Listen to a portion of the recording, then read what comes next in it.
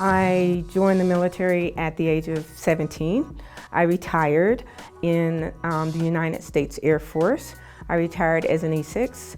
I just spent a lot of time going around the world and meeting new people and new cultures and learning about people.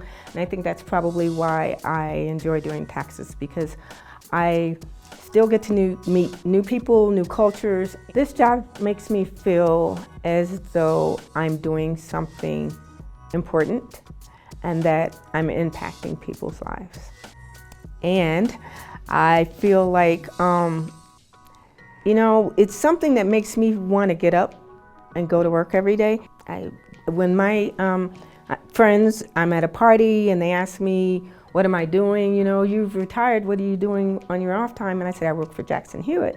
So, should I work for Jackson Hewitt? And I tell them, absolutely.